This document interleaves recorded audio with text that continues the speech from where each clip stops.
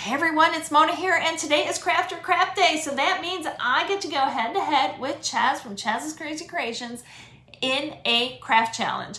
And you get to decide if our projects are craft or crap. This is going to be so much fun today, so let's get right into it. To see if your project was featured, stick around to the end. The very first thing I had to do was get a gnome. We're doing a gnome makeover, and we both have the same gnome that we're working with. If you want to get your hands on this gnome, I have the link down in the description below. The first thing I had to do was prime him. He's made out of a poly resin, and this will make painting him much easier. Because I'm going with a different direction on this, I'm going to get rid of Blessed. And to do that, I'm going to use this plastic wood. And I'm going to go right over the primer with it. All I did was squirt out some plastic wood. I started by filling the letters in, and then I went over the whole sign and somewhat leveled it with a popsicle stick. I didn't want it completely smooth. While this is drying, I am going to start painting him. I painted his face, ears, and hands with flesh-colored paint. I wanted to make sure I didn't miss anything, and it did take 2 coats. For his mustache, eyebrows, and beard, I'm going to do a combo of this white, almond latte, and crushed stone. I took a little bit of each of those 3 colors, and I painted his beard. I did his mustache, and his eyebrows, and the hair on the back of his head. The colors blended perfectly. Here we are so far. There's his beard, his hair in the back.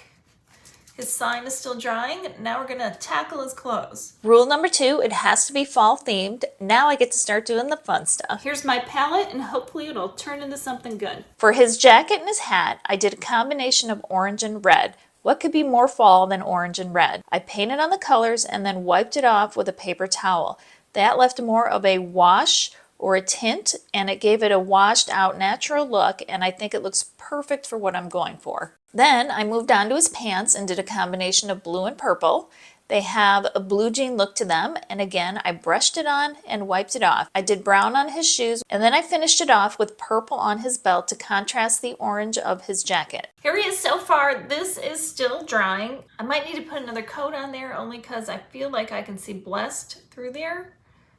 Like it's recessed just a little bit. So a little skim coat on there, and I think it'll work. So here he is so far. He's got his blue jeans on. He's got his orangey top and hat on. I cut out a piece of felt, and I'm gonna put it over his head, and we are gonna make like a little farmer's hat, like a straw hat kind of look to it. So we'll see if I can accomplish that. I have this scrap piece of burlap. Spoiler alert, I'm gonna try to turn him into a farmer/scarecrow. I cut the burlap a little larger than the felt brim, and then I cut slits in the middle.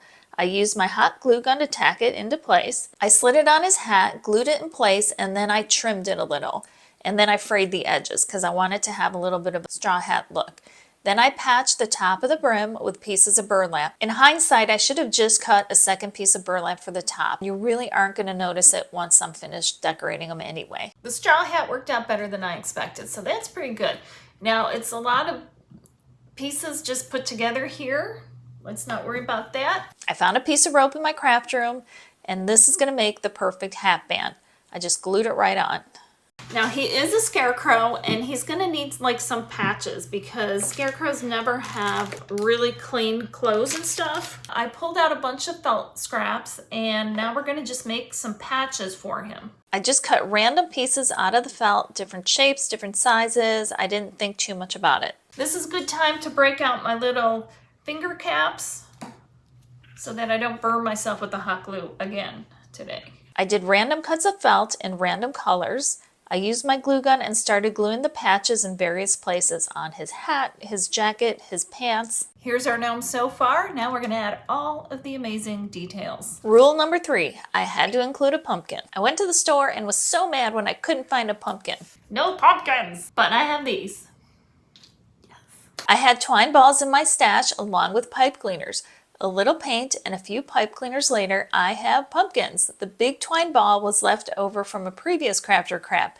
Do you remember which one? I got mad again when I couldn't find little birds at the store. Upon looking closer in my craft stash, I found a bunch. I was so happy, but you'd think I'd remember that many birds. Those were also from a previous craft project. So I spray painted most of them black to look like crows. I did a quick prime on the gnome sign. And for a little extra, I'm going to use these. While the gnome sign was drying, I beat up 2 small wood plaques I had in my craft room. I used a hammer, a screwdriver, and an ice pick. And I just beat them and distressed them. I used the ice pick to create little wormholes. I just used the screwdriver to do some scraping. Then I took the same brown paint I used on his shoes and painted it and wiped it off for a worn, distressed look. I did the same on the sign the gnome is holding. While I had the paintbrush full of paint, I did a dry brush on his hat so it wouldn't look so fresh. I mean, he is out in the fields after all. But his face and clothes still looked too fresh to me, so I took that same brown paint and put it all over him, and then I wiped it all off with a paper towel. That allowed the definition of the cracks and the crevices to show on his face, his beard, his hands, his clothes, and his hat. Then I used my Cricut to cut out vinyl for the signs and applied them. I wanted a font that looked like dripping paint. The only one I could find was like dripping blood, but when you do it in white, it just looks like dripping paint. I put brown paint on all of the signs and did a light wipe off, and then I used matte Mod Podge just to seal them. Out of felt, I made a quick scarecrow mask that is just to lie on the ground like he took off his mask and just decided to accept his circumstances. I glued it together, put some straw and raffia sticking out, and then added some faux stitching, which in hindsight, I probably could have just done with a marker. Then I started gluing on straw everywhere. It's actually raffia, but it looks like straw. On his hat, the ends of his sleeves, under his jacket, and then I trimmed it. Then I got to start putting stuff together. First came the pumpkins, then his discarded signs and the corn, and the birds started flocking. I had foil confetti leaves scattered about, and of course the scarecrow mask. As a final touch, I added fairy lights to the corn and the pumpkins. Okay, it's finished. I have hot glue gun scars to last me a lifetime. And let's remember what he looked like before. And this is what he looks like now. He is a gnome scarecrow. And I forgot the most important thing. With all of these birds, there's likely to be just a little bit of bird poop running down. It's gonna catch his shoe.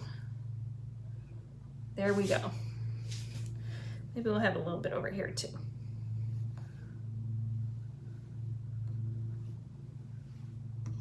Now he's done. Let me know what you think in the comments below, and let me know if it is craft or crap. So let's go over the details a little bit. He was a scarecrow trying to keep the crows off of his corn, and he made a sign saying "shuck off crows" and "scram," and that didn't seem to work, so he just gave in and embraced it, and he's offering free corn. And look how those birds and how happy they are. And he even has his old scarecrow mask laying off to the side. So let's go over the rules real quick. I had to have a gnome, I had to turn him into fall, and I had to include a pumpkin. So here it is. Now, if you would believe it or not, I'm a little bit of a craft hoarder, so I had everything except the corn and the gnome in my craft room. And I just have them sitting on this wood piece, just so that like the pieces don't fall apart. They're all attached, but just with hot glue. So hop on over to Chaz's and see what she made. I cannot wait to see what she did, and let her know if her project is craft or crap too. And I'm gonna need to put some aloe or something on my hands. And I'm gonna have to clean up for about a month afterwards. Maybe I'll take a picture of it, maybe I won't. It's kind of embarrassing. It's like raffia exploded, and like I'd put things away, but more stuff kept coming out, and it just got worse and worse and worse. So I'm a little embarrassed, so I don't know if I'll show it to you. Go check out Chaz's video, and I will see you over there. And remember, life's too short not to shimmer, so grab your glue gun and your glitter. Stay safe. Catch you over there. Be sure to let me know if you think my Fall Gnome Scarecrow is craft or crap. This month's featured projects are from Shannon and Karina, and they did these 2 great snowmen. If you want more info on how to get featured, it's down in the description below.